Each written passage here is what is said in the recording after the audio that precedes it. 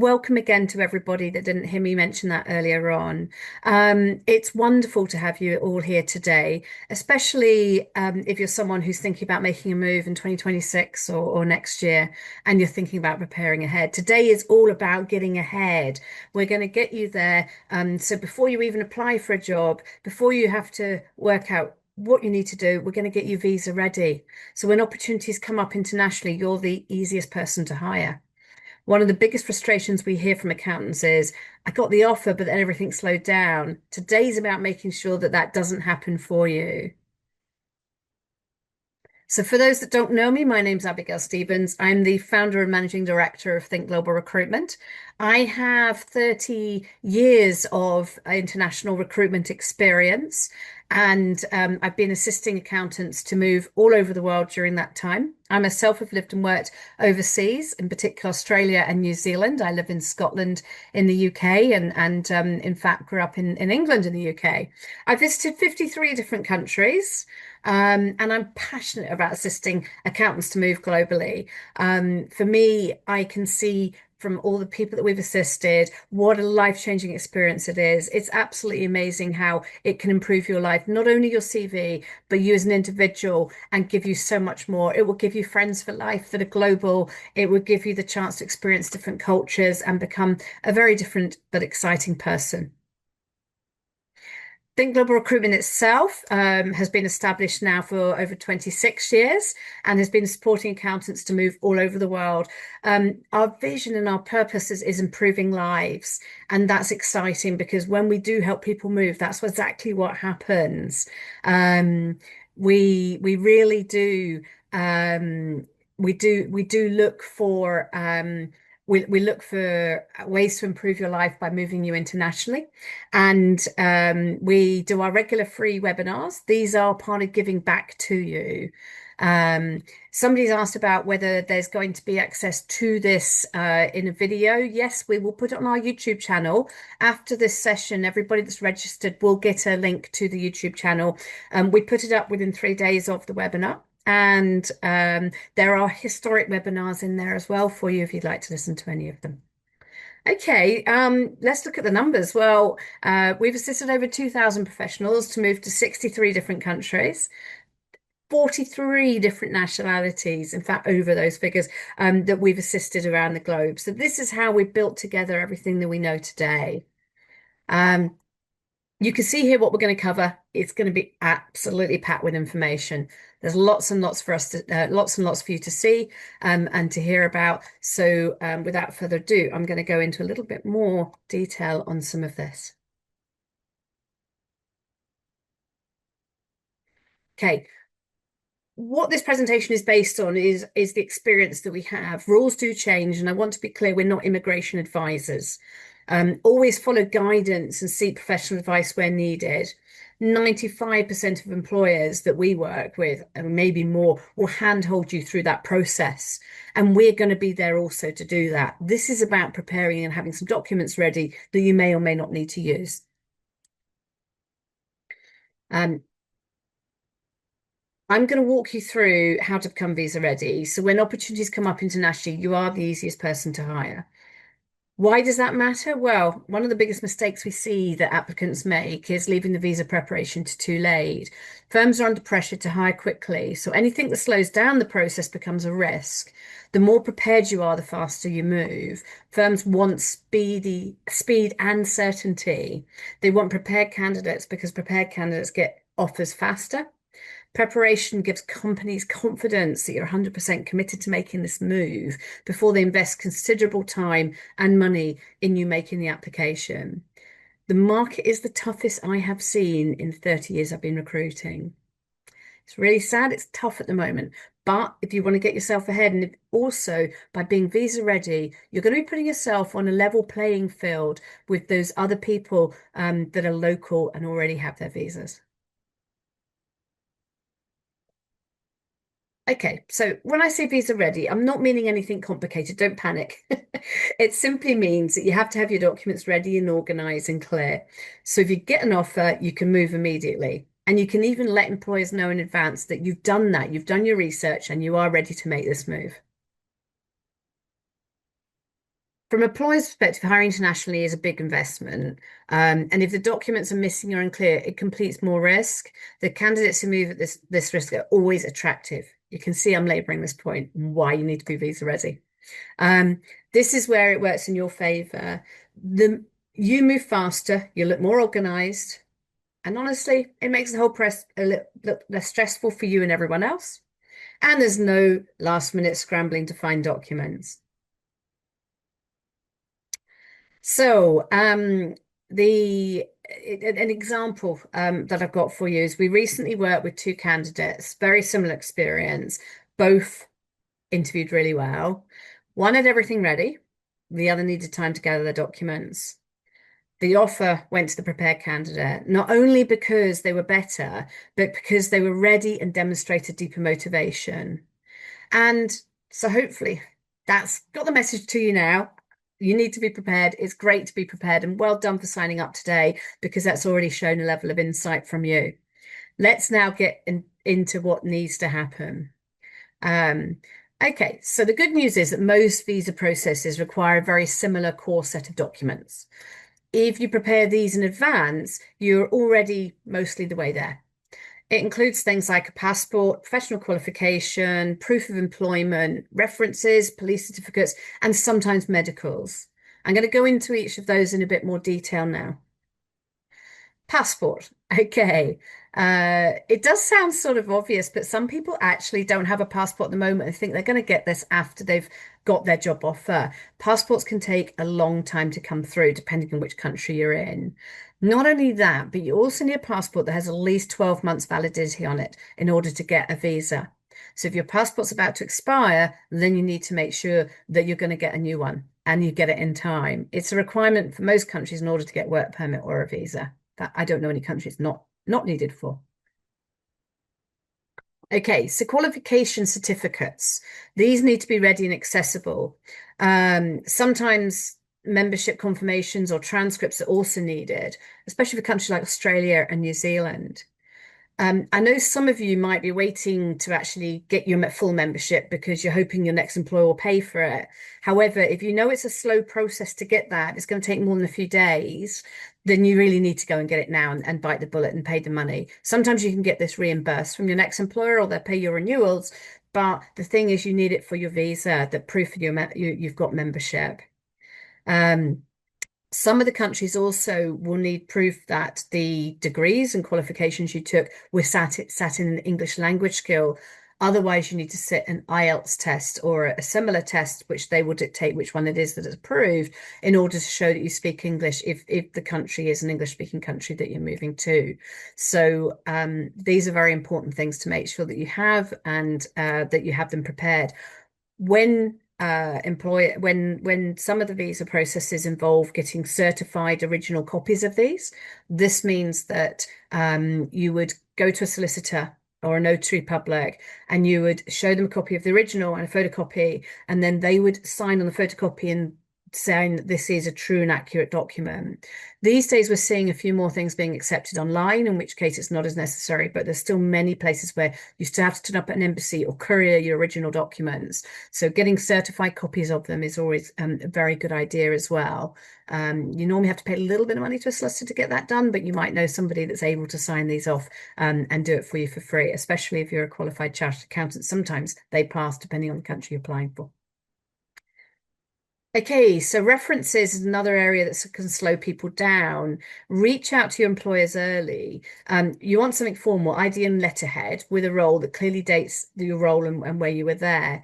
It can be a to whom it may concern. You don't need to actually have an address in there and who it's for.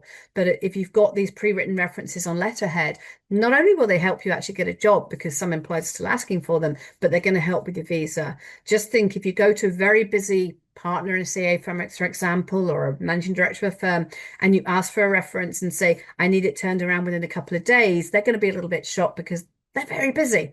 So if you get it now and you give them a couple of weeks, then that's a lot better than having to do it last minute and scramble for it. Okay, so the next thing that comes up in many countries is probably one of the biggest hidden delays, I would say. Especially if you've lived in multiple countries, you might need certificates from each country, and some can take weeks or even months to get. If you're near getting an offer, or have one, pay extra to get these done quickly. There's usually a fast track process. Look it up now and see how long it's going to take typically in your location to get one.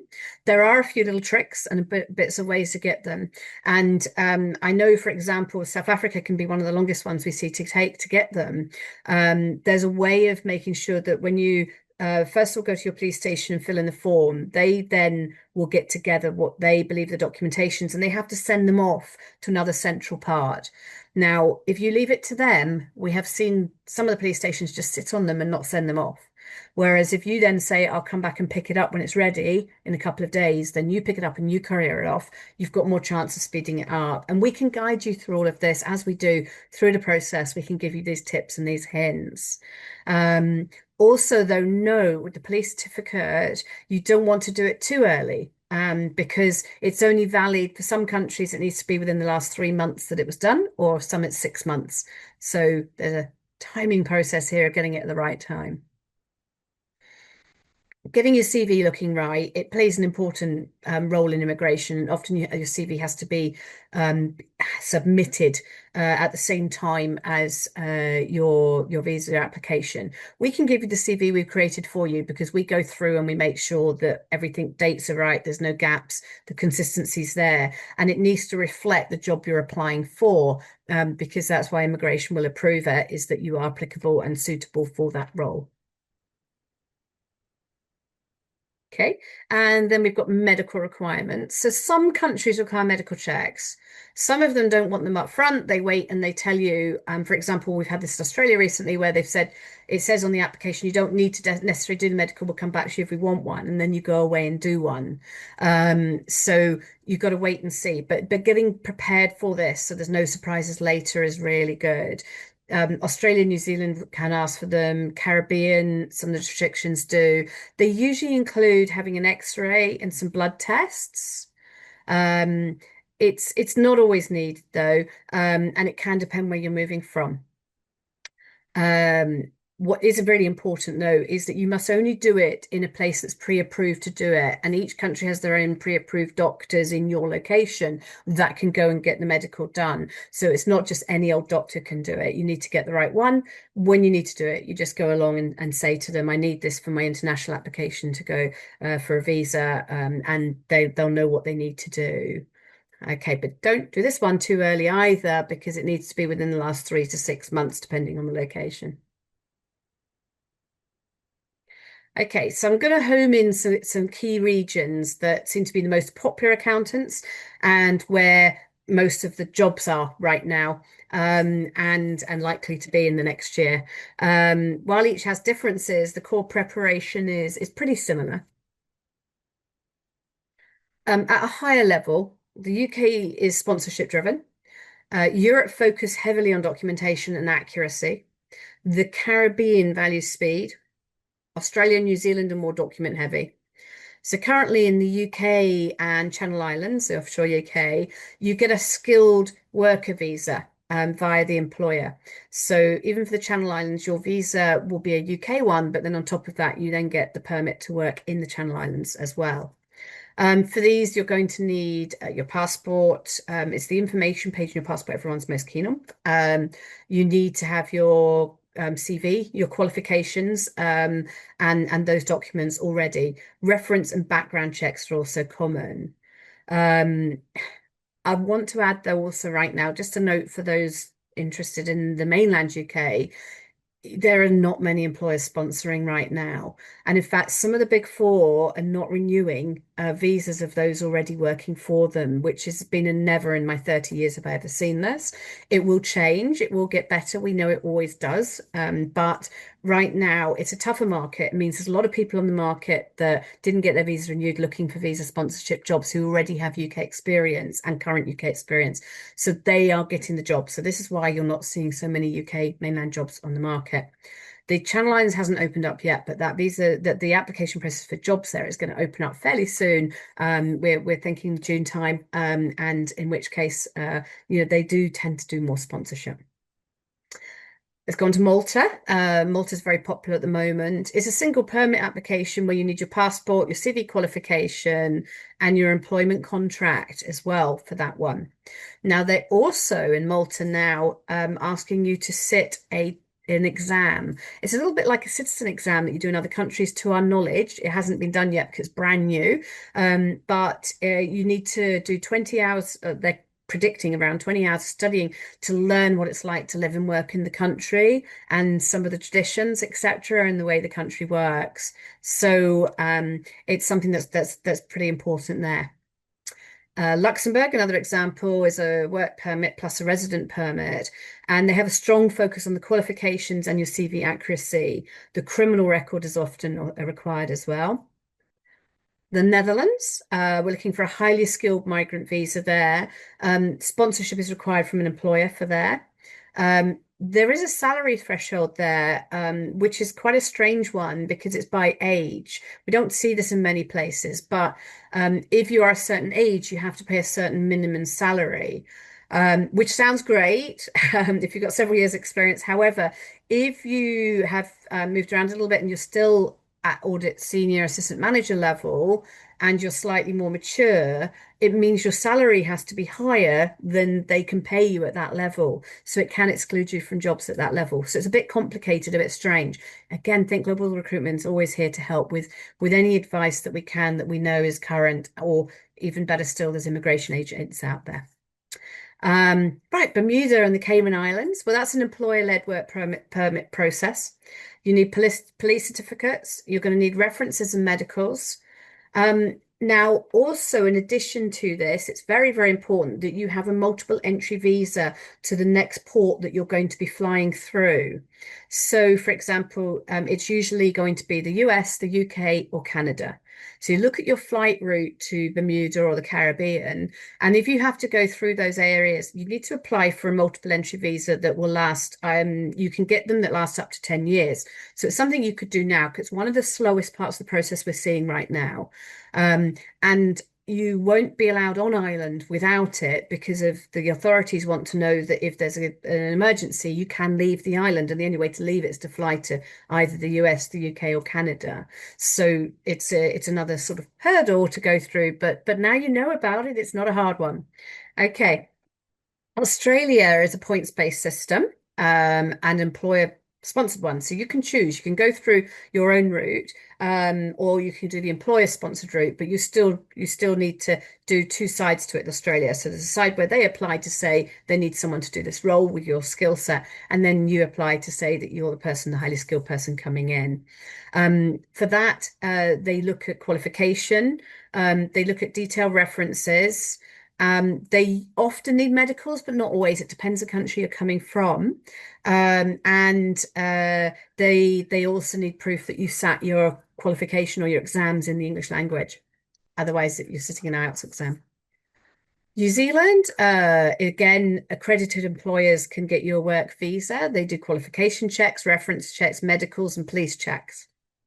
Um, Both Australia and New Zealand also offer a working holiday visa. It depends on the country you're coming from, whether you're eligible for it. And if you are, it also depends on your age. Some are 30, some are 32, some are 35. However, it can be a great way to initially introduce yourself to an employer and say, I can come and work with you on the working holiday visa. There are restrictions, though, and you're not allowed to work for the same employer for more than a certain number of months. So what tends to happen is the employer says, well, come and join us now. It means you can get nice and quickly. We'll love this. And both parties get to try before we buy, and then we will sponsor you down the employer route. And then eventually you can go down to permanent residency and citizenship. So common delays are really the reverse of what we've just said. So expired passports, we see that so much, all coming up to near time. Missing references, police certificate delays, or incomplete CV details. These are really the most common things that delay candidates. None of them are difficult, but they take time if they're left too late. So here's a quick action plan. This week, start your document checks. Next week, gather everything up. within a month, or depending on how fast you want to move, let's get everything fully ready, but also diarize to make sure that you know if anything's going to run out. For example, if you've got a passport that's currently 15 months to run on it, but you don't get a job offer for another 3, 4 months, then it's going to be under the 12 months. And therefore, you need to remember to apply for a new passport and in the time frame it takes to get a new one prior to that.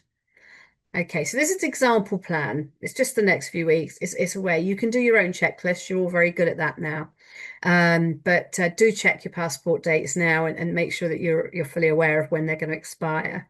If you take action on just these four things, you're already ahead of most candidates on the marketplace.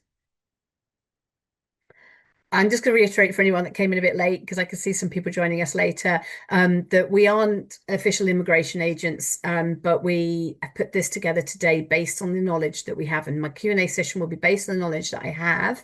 And you can always seek professional guidance as well. And 95% of the employers are also going to handhold you through this, as will we. We stay in touch with you right up to and post offer stage. From a Think Global recruitment's point of view, once we've met you, we interview you in detail. We're going to market you. We're going to get you jobs. We're going to get you interviews. We're going to actually send you preparation for interviews. We're going to do practice interviews with you, and we're going to handhold you through this process, post offer stage, post offer stage, and right up to and past post start date. We don't just leave you high and dry. In fact, here is a couple of success stories of people who have moved internationally from various locations across the globe, to give you some examples of what's happened before and who's gone, and they got their documents. And in fact, I showed you earlier on the slide, but over 2,000 accountants have got their documents. So it's not all hard. It doesn't have to be hard, but we want you to be prepared. I hope that's been useful today, but let's have a look at some of your questions and see how I can help with them, to answer the questions that you have, and go from there. Somebody has asked about whether they will. Let me turn off the share screen for now, and you just can see me if you like. So yeah, some of you have asked about whether if you've got family going with you, what happens with the visas. So again, quite often they'll look for your partner to go on a spousal visa. Not every country allows that though. So for example, in Bermuda, your partner can go and live there, but they can't work there. They get permission to seek work if you're married. And in that case, when they go to seek work, will they'll get sponsored by their new employer. Other countries, though, example the UK, the Channel Islands, they will automatically give your spouse a visa to allow them to live and work in that location. So hopefully that answers that question. Somebody's told me, oh, chat's disabled, but it's not disabled now, though. Thank you very much for mentioning that earlier on. That's very handy. Okay, so somebody's asked me that if they have a British passport, they live in South Africa their whole life, would they still need to get a visa to work in the UK and Europe? Not a silly question at all, really good one. You can work in the UK, absolutely no problem. If you have a British passport, there's no need for a visa, even if you've not lived in the UK ever. For Europe, since Brexit a few years ago, unfortunately, you would need to get a visa for Europe. The only exception is Ireland. So people who have a British passport can work in Ireland, and people with an Irish passport can work in the UK. Hopefully that answers that one. Okay. Oh, somebody's asked if I'm going to share the slides. I'm going to share the video so you can get screenshots of the slides from that. Hopefully that will work for you. If there's a particular slide though, send an email to mail@thinkgr.com, and we will make sure that we can send it to you. That's not a problem. It might be that checklist one. I thought some people might want that. And you can send a request through. We'll sort that out. Okay. I mentioned international market is particularly difficult just now. I did. It is breaking my heart. First time in 30 years I've seen it to be so tough. Does that include the USA? It starts with the USA, unfortunately. The USA has been really, really hard to get into for many, many years, and it's got nothing but got worse. They're I mean, it's you can see it pretty much in the news. They're not really, the current administration, not that welcoming to new people coming into the country. The best way to get in there is an L1B visa, which is through an internal transfer with your current company. And I'm sure if you've seen people move there, it has been through their current company that they've managed to do that, made that move. And it is by far the easiest. If you're going for the H1B visa, which is typically the employer sponsored visa, which we used to put hundreds of people into the States in many years ago, that one is a very small criteria. Demand totally outweighs it, and they only issue them once a year. So you apply by the 1st of April, I think it is. They then close it because it's full by the end of that day. Then on the 30th of May, they assess everybody for a month to see if everyone ticks the box, and everyone that ticks the box goes into a bucket, and then they pull it out. It's sort of electronic bucket, I'm sure, these days, but they pull it out of a hat to see the people, the number of visas they've got. So it's a bit of luck.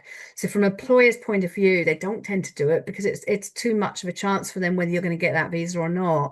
And if they need somebody in the job, then they need them in the job.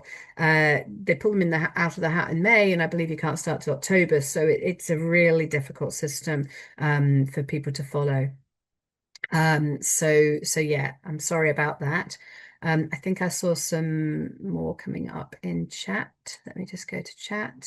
Okay. Yeah, do we share the slides?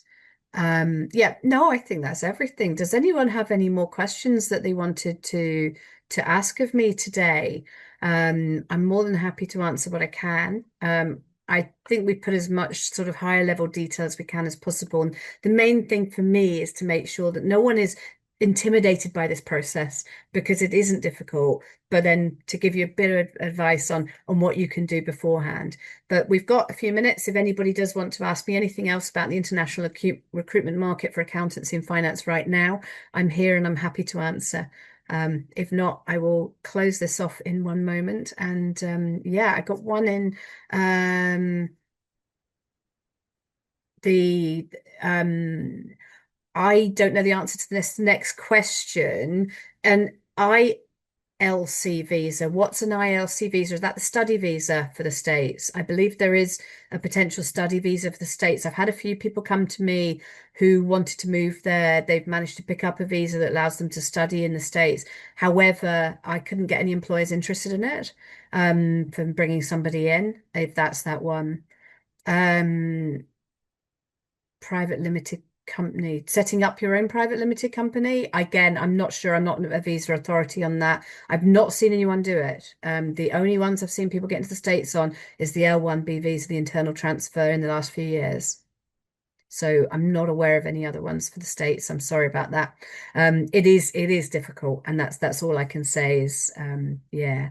But there are many other countries out there that hopefully will be open more for you later in the year.